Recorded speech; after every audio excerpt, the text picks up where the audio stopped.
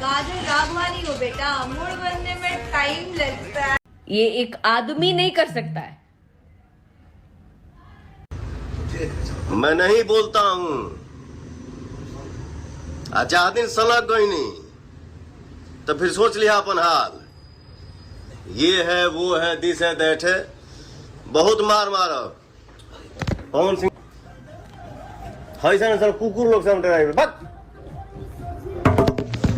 जिसका फैन हो उसका बड़ाई करो, उसको यहाँ पे रखो, लेकिन किसी और का शिकायत मत किया करो। तो बहुत मार मारो। रुक, बहुत मार मारो।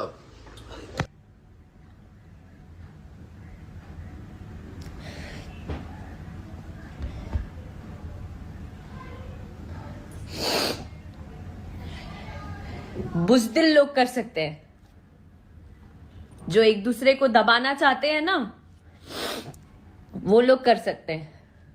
पर आपकी नीयत पे जो है वो सामने आएगा ही।